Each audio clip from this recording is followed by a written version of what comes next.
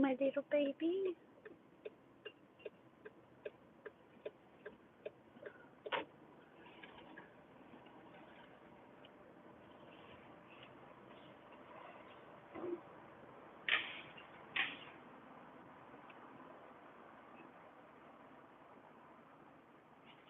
You're so handsome. You're so handsome. You're just beautiful.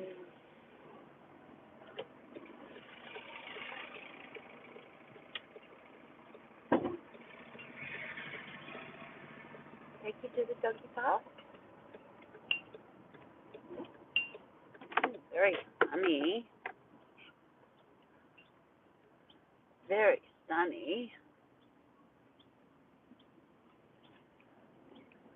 Driving straight into the sun. Is that a little puppy dog walking past? Yeah. Let me see who this is.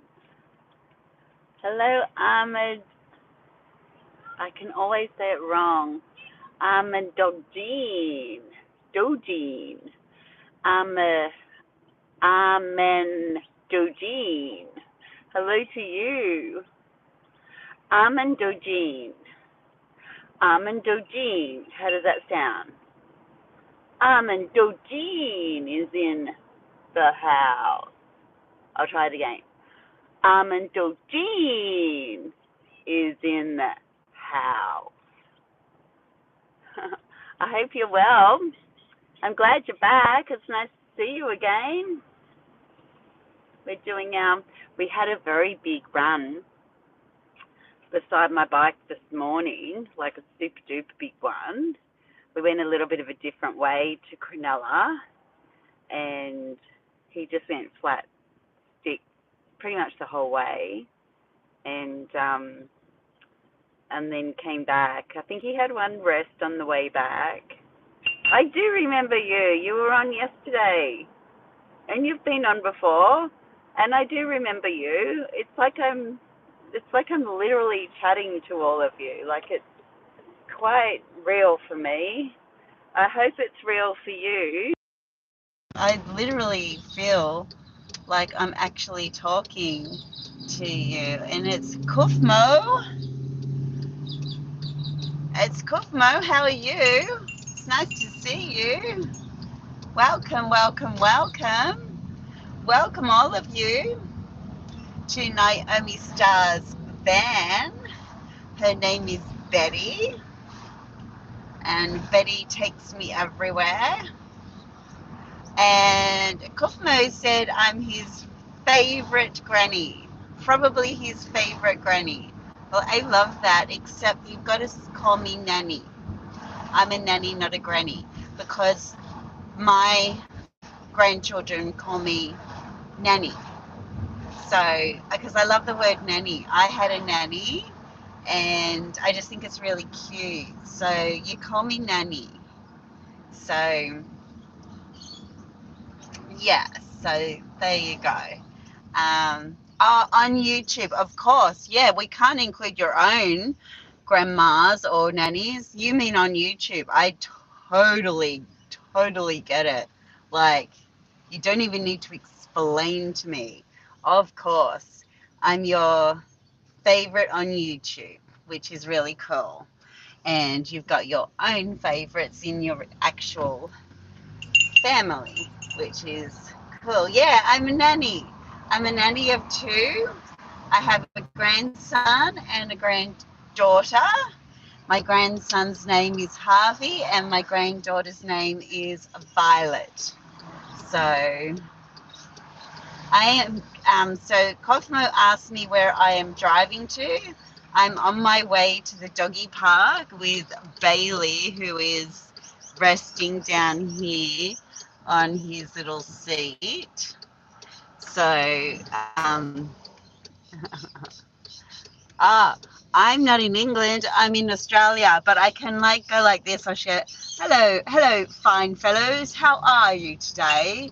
Are you doing well? Are you feeling well supported? And are you feeling the group's vibes? Are you in? Are you in with Flynn? How are you all today, old chappies? How is that? But I'm actually Australian. Yes, I I try to speak really well.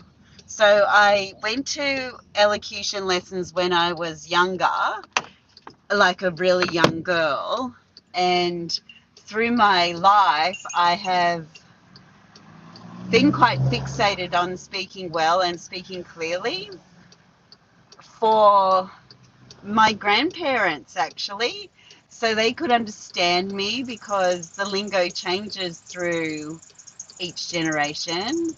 And I really got on really well with my grandfather and my grandmother, so I focused on speaking really clearly and precisely for them. So the English probably sounds a bit from my concise way of talking, whereas most Aussies speak, they speak very,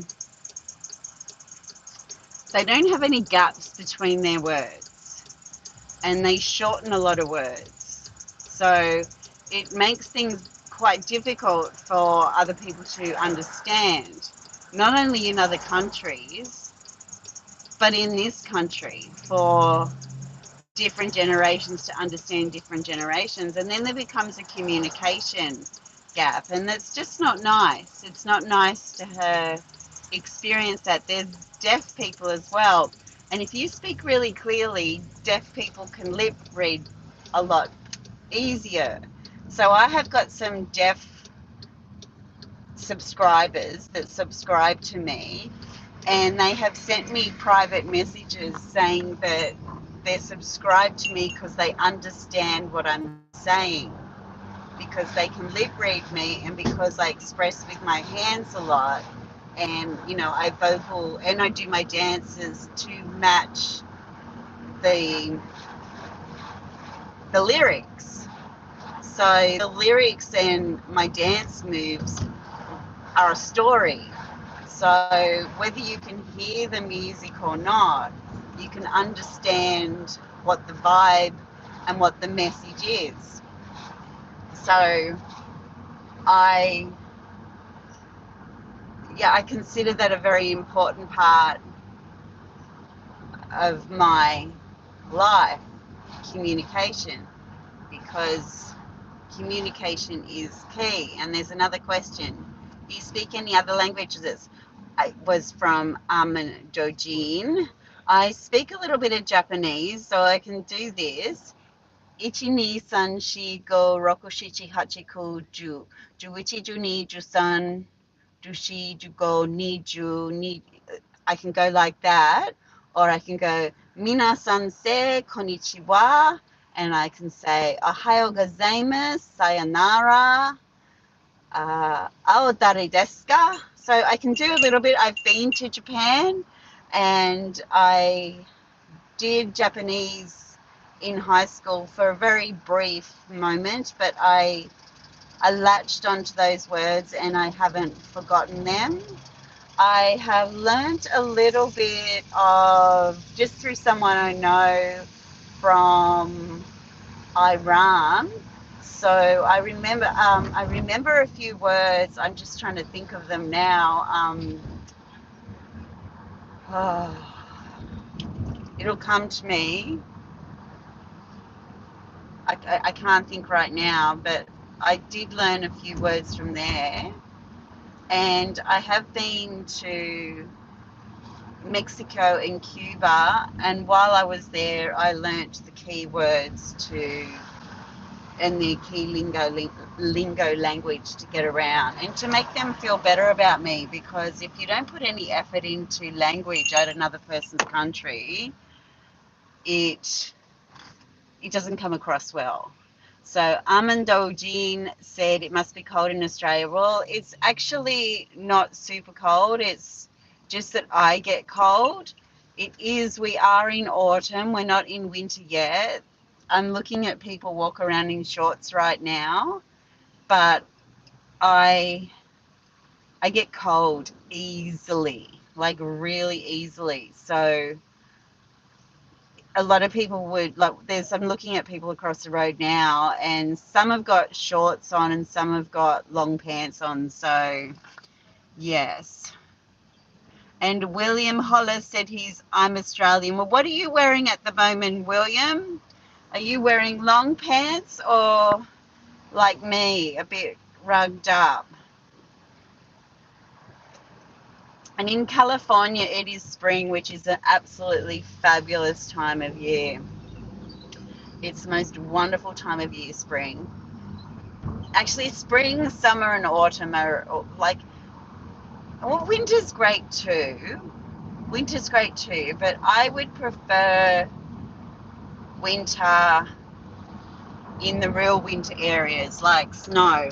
We do get snow in Australia, and I used to go to the snow fields a lot when I was a young girl because my mum and dad had a lodge in the snowfields. Well, they still do. And we would go skiing every year. And I really like that environment. I really enjoy skiing. I really enjoy hot fires. I like playing cards. I like talking, laughing, and having that real family environment. Even though it was a lodge and there were other families there, I really enjoyed that vibe. Whereas just a standard winter time in Australia where it doesn't snow, it's kind of a bitter snow. It's not, it's a bitter cold. It's bitterly cold for no apparent reason. So it's not snowing, but it's bitter. So I would prefer to spend my time in the snow fields where it's actually well worth being cold for, and you get to rug up, and it's just a really beautiful vibe having a hot fire on and snuggling up around the fire, getting a hot chocolate, whereas wintertime in the hotter parts of Australia is just a very bitter cold. So yeah, that's how I feel about that. And William says he has to go, so it's goodbye from me and Bailey, from Bailey and I. It's lovely talking to you. And coffee in the snow is great. Almond dojin, yes. Hot chocolate, coffee. So when you go skiing in Australia at Perisher, I always went to. That's where my mum and dad's lodge is. We would actually stay right in the snowfields. I would ski out of the lodge down to a tea bar. It's the most incredible lodge.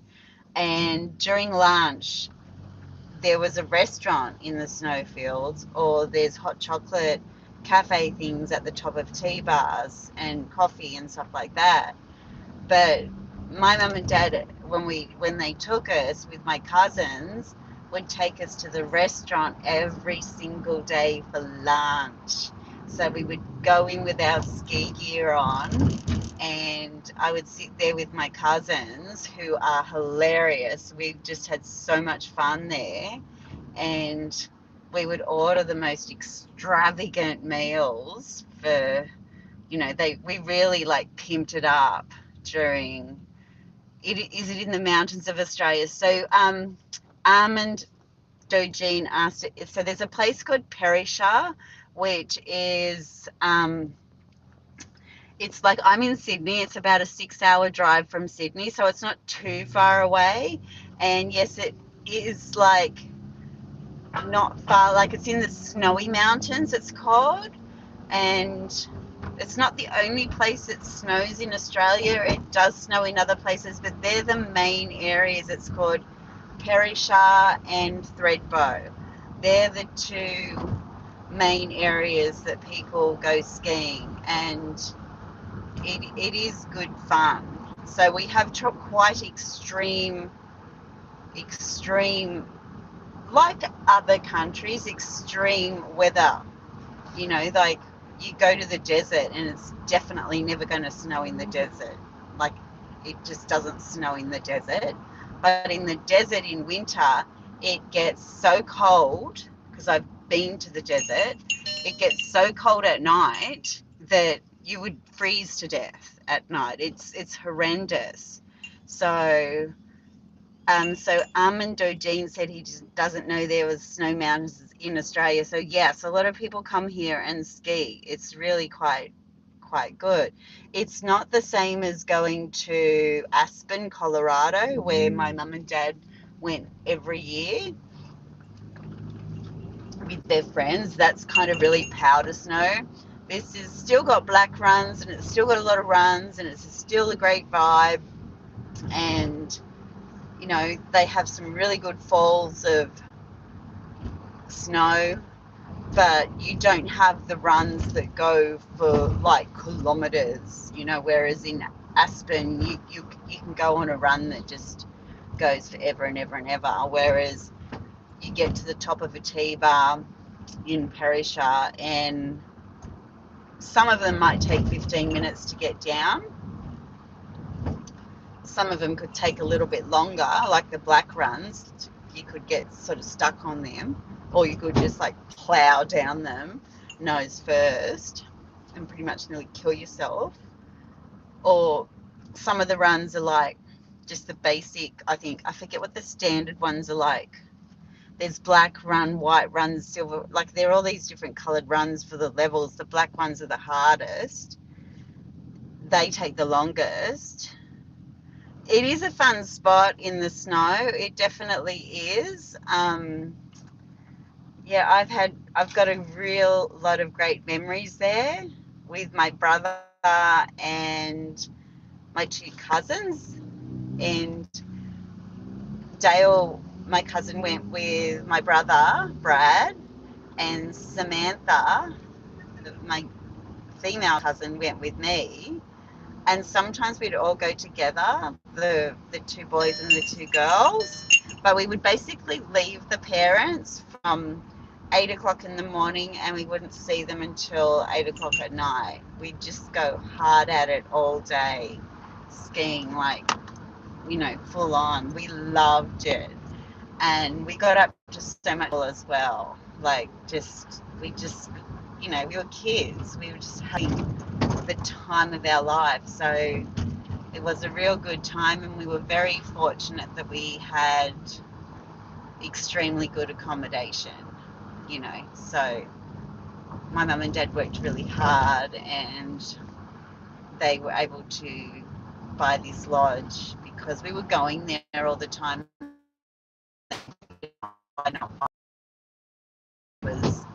Which was very, very kind of them and very smart of them. So we had a very active, sporty life, my brother and my dad was an extremely active, athletic man. So we were taught pretty much every sport you can imagine, from surfing to windsurfing, skiing, surf skiing, skateboarding, roller skating. I've done pretty much every sport you can imagine, and team sports as well. So, yeah, it is real fun. So, we're coming into. Yes, my dad played first grade rugby union and first grade rugby league for the first part of his young man life. So, he played first grade union for Australia and first grade union for Randwick, and he played first grade rugby league for Cronulla for a short brief time. So he has done all of that, and my brother and I would play tackle football up on the road, and we had a very fun life. So my dad taught us all those sports as well. Yeah, it is a very tough sport. So my dad was a very tough man, and then he left that, and because he couldn't see a future financially in that, and he thought his body would. He was smart. He got out of it because he was actually intelligent as well, and he ended up inventing machines that corrected eye vision, for premature babies and many, many, many other things. So he's a highly intelligent man, and that's how he made a living. So it was pretty cool. Germany, you know what? I have a German-made car. There was a question there from Any Thoughts on German Engineering. That's from Ches Zacharias. And my thoughts of German anything is it's high quality. I have a VW Caddy, and it is precision. I think anything made in Germany is a winner of anything.